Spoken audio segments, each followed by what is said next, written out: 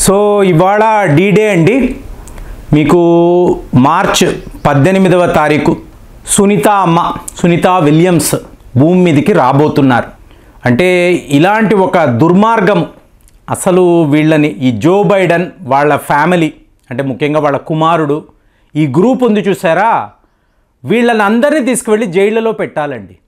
ఎంత ఒక దుర్మార్గము అంటే ఎలా చూసుకున్నా కూడా మనకు అసలు ఇట్లా ఆలోచిస్తారు వీళ్ళు. ఇప్పుడు చూడండి ఫ్రెండ్స్, 9 రోజుల ట్రిప్ సునీతా విలియమ్స్ అలాగే బాచ్. సో వీళ్ళు ఇంటర్నేషనల్ స్పేస్ స్టేషన్కి వెళ్ళాలి. ట్రిప్ ఎంత 9 డేస్ అండి. 9 నెలల పాటు వీళ్ళు అక్కడే ఉన్నారు. మీరు ఒక్కసారి సునీతా విలియమ్స్ అమ్మ ఆవిడ ముఖాన్ని చూడండి, ఆవిడ చేతులు చూడండి. మీకు ఒక ముదుసలి మహిళ ఎలా ఉంటారు అంటే మామూలుగా మీకు అంతరిక్షంలోకి వెళ్ళేవాళ్ళు ఎంత ఫిట్గా ఉంటారండి, ఎలాంటి ఎక్సర్సైజులు ఉంటాయి, జిమ్ముకు వెళతారు, ఒక ప్రాపర్ డయట్ ఉంటుంది, వాళ్ళ ఫిట్నెస్ మీద వాళ్ళకంటే ఎటువంటి రోగాలు రాకుండా అరికట్టడానికి ఫిజికల్గా ఫిట్గా ఉండడానికి ఎన్నో ట్రైనింగ్ ప్రోగ్రామ్స్ ఉంటాయి. కానీ ఆవిడని ఒక్కసారి చూడండి, నిజంగానే బాధగా ఉంది. ఇప్పుడు ఏమంటున్నారో చెప్పమంటారా? ఇవాళ ఆవిడ భూమి మీదకి వస్తారండి. వచ్చిన తరువాత కొద్ది నెలల పాటు పసిపిల్లలు నడుస్తారు చూసారా, అలా ఆవిడ నడవబోతున్నారు. అసలు భూమి మీద మనం ఉద్ధరించింది ఏంటి? ఇవాళ అక్కడ ఇంటర్నేషనల్ స్పేస్ స్టేషన్ అంటారు, అక్కడ ఒక గ్రూపు, వీళ్ళు ఎన్నో పరిశోధనలు అంటారు. సరే చేశారు, మీరు వెనక్కి వచ్చారంటే ఓకేనండి. ఇదంతా ఏంటి? టార్చర్ ఏంటి? ఇప్పుడు ఈవిడ స్టార్ లైనర్ అనబడే ఒక క్యాప్సూల్లో వెళుతున్నారు. వెళ్ళిన తర్వాత అక్కడేదో మరమ్మతులు రిపేర్స్ చేశారు. వెనక్కి రావాలి అన్నప్పుడు ఈ స్టార్ లైనర్ ఫెయిల్యూర్. మీకు ఆ థ్రస్ట్లో ఎక్కడో ఇబ్బంది ఉంది. సో ఇప్పుడు అంటున్నారు. మీకు ఇక్కడ ఎందుకు నాకు కోపం అంటే ఈ జో బైడెన్ ఇతను ఉన్నాడు చూసారా, ఇతని టైంలోనే ఈ సునీతా విలియమ్స్ గారు బాచ్ వీళ్ళు వెళ్ళారు, ISS వెళ్ళారు. ఇప్పుడు అక్కడ సమస్య వచ్చినప్పుడు వీళ్ళని ఎలా కాపాడాలి? 9 డేసే కదండి ఈ ప్రోగ్రామ్, 9 డేసే. 9 నెలల పాటు వీళ్ళు ఎందుకు అక్కడ ఉన్నారు మీరు ఆలోచించారా? కారణం తెలిస్తే మీరు కూడా నాలాగే ఆవేశపడతారు, కోపం వస్తుంది. ఎందుకంటే మీ పాలిటిక్స్ కోసము మీరు వాళ్ళని అలా బలి కొనడం. ఇప్పుడు మొన్న మిత్రుడు ఒక ఆర్టికల్ పంపిస్తున్నారు. ఇప్పుడు వీళ్ళందరూ అంతరిక్షంలోకి వెళతారు కదా, అక్కడ మీకు మెయిన్ ఎవరండి? అమెరికా వాళ్ళు, రష్యా వాళ్ళు. ఇవాళ కూడా రష్యా వాళ్ళు చాలా ఇంపార్టెంట్ రోల్ని అక్కడ ప్లే చేస్తున్నారు.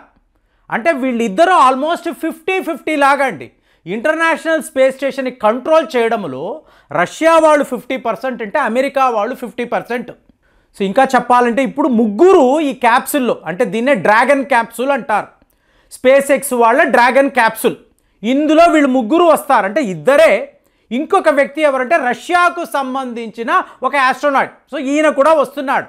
మరి వెళ్ళేటప్పుడు ఒత్తి చేతులతో ఇది వెళ్ళిందా, ఎంటీగా వెళ్ళిందా అంటే కాదు, అందులో కూడా ముగ్గురు ఉన్నారు. వెళ్ళడము కూడా మీకు ఎప్పుడు మార్చి 16 ఈ క్యాప్సూల్ వెళుతుంది చూసారా, వెళ్ళినప్పుడు అందులో ముగ్గురు ఉన్నారు. వాళ్ళు ఈ ముగ్గురు అంటే సునీతా విలియమ్స్, బాచ్, ఇంకొక వ్యక్తి, వాళ్ళను రీప్లేస్ చేస్తారు. అంటే యాజ్ ఇట్ ఈస్గా ఇది ఒక డ్యూటీ అండి, ఫెడరల్ డ్యూటీ. ఆ మిత్రుడు పంపించిన ఆర్టికల్ అన్నాను చూసారా, అందులో వాళ్ళు ఏం చెప్తున్నారంటే సునీతా విలియమ్స్ గారికి 1 కోటి రూపాయలు జీతం అండి.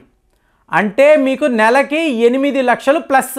ఇవాళ ఒక సాఫ్ట్వేర్ ఇంజనీర్ని అడిగారు అంటే, ఒక టాప్ క్లాస్ వ్యక్తిని అడిగారంటే 8 లక్షలు అనేది నథింగ్ అండి, నథింగ్. మామూలుగా సంపాదిస్తున్నారు. అలాంటిది తన ప్రాణాలను పణంగా పెట్టి ఈవిడ అక్కడికి వెళ్ళారు. సరే రిపేర్లు ఏవో చేశారు కదా, సేఫ్గా వెనక్కి వచ్చేస్తే ఏ ఇబ్బంది లేదు. కానీ వీళ్ళు ఏం చేశారు, 9 నెలల పాటు ఈవిడని అక్కడే ఉంచారు. కారణం ఏంటో చెప్పమంటారా? ఎన్నో కారణాలు చూపించారండి. అసలు సిసలైన కారణము వ్లాదిమిర్ పుతిన్. ఆయన చెప్తున్నారు, అయ్యో వాళ్ళు అక్కడ చిక్కుకుపోయారు కదా, మేము వాళ్ళని రెస్క్యూ చేస్తాము, రష్యా వాళ్ళు వెళ్ళి రెస్క్యూ చేస్తాము అని అన్నారు. ఆల్రెడీ అక్కడ ఉన్నారు కదా, ఇంటర్నేషనల్ స్పేస్ స్టేషన్లో వాళ్ళు ఉన్నారు కదా. కానీ జో బైడెన్ ఏం చేశారంటే, ఇవాళ ఇంత పెద్ద యుద్ధము జరుగుతుంది, రష్యా మీద మనం ఇన్ని శాంక్షన్స్ విధించి ఉన్నాము, వాళ్ళను ఓడించడానికి శతవిధాల ప్రయత్నాలు చేస్తున్నాము, ఈ టైంలో మనము రష్యా హెల్ప్ తీసుకుంటే మనకు సిగ్గుచేటు, అవమానం. కాబట్టి వాళ్ళు ఉన్నా పోయినా రష్యా వాళ్ళ సహాయం మనం తీసుకోకూడదు, నిన్ను తీసుకెళ్ళి వదిలేయాలి. జో బైడెన్ని తీసుకువెళ్ళి ఇంటర్నేషనల్ స్పేస్ స్టేషన్లో వదిలేసి 9 నెలల పాటు నువ్వు అక్కడ ఉండు అంటే అప్పుడు అతనికి తెలుస్తుంది. అలా వదిలేసి వీళ్ళు ఏసీ గదుల్లో ఉండి ఆవిడని చూస్తేనే మనకు బాధగా ఉంటుంది. ఎలా అయిపోయారో చూడండి. రేపు ఆవిడ నడుస్తారా వీడియో చూస్తే ఇంకా బాధ అనిపిస్తుంది. అంటే అది భారత సంతతికి చెందిన మహిళ కదా, అలా కాదండి. వీళ్ళు అనుభవిస్తున్న ఇబ్బందులు చూడండి. సరే మీకు 100 కోట్లు ఇస్తారా? కాదండి. ఫెడరల్ జాబ్ వాళ్ళు క్లియర్గా చెప్తున్నారు. ఇవాళ డాజ్ అని అంటున్నాం చూసారా, department of government efficiency. Elon Musk గారు చూస్తున్నారు. ప్రతి ఒక్క ఎంప్లాయీకి ఒక ఉత్తరం మెయిల్ వెళ్తుంది. నువ్వు నీ టెన్యూర్లో మా అమెరికాకు ఎలాంటి సేవలు అందించావు, ముందు డిస్క్రిప్షన్ ఇవ్వు. ఇన్ని నెలల పాటు, ఇన్ని సంవత్సరాల పాటు నువ్వు ఉద్ధరించినది ఏమిటి చెప్పు. చెప్పకపోయావా నీ ఉద్యోగం ఊడిపోతుంది. ఇలాగా వరస పెట్టి మెయిల్స్. మరి వీళ్ళను చూశారనుకోండి, GS-15 అంటారు. అంటే జనరల్ కేటగిరీ 15. సో ఇది టాప్ మోస్ట్ పొజిషన్. ఎవరు? ఇలాంటి ఆస్ట్రోనాట్స్, సునీతా విలియమ్స్ లాంటి వాళ్ళు టాప్ పొజిషన్లో ఉంటారు. వీళ్ళకి ఇవ్వాల్సిన జీతం ఎంత? 8 లక్షలు ప్లస్. మరి 9 నెలల పాటు ఈవిడ అంతరిక్షంలో ఉన్నారు కదా, ఇంటర్నేషనల్ స్పేస్ స్టేషన్లో ఉన్నారు కదా, ఈవిడకి మీకు స్టైఫండ్ ఇవ్వాలి, అలవెన్సులు ఇవ్వాలి, లేదా ఇన్సెంటివ్స్ ఇవ్వాలి కదా. సో ఆర్టికల్లో రాయబడి ఉంది, మాకు ప్రతిరోజు కూడా $4 అనేది అలవెన్స్గా ఇస్తారు. $4 ఎంత అండి? 100 రూపాయలే వేసుకోండి. 400 రూపాయలు వీళ్ళకి ప్రతిరోజు వాళ్ళు ఇచ్చే అలవెన్స్. మీరు అడిగారు అనుకోండి, నాసా వాళ్ళు ఏం చెప్తారో చెప్పమంటారా?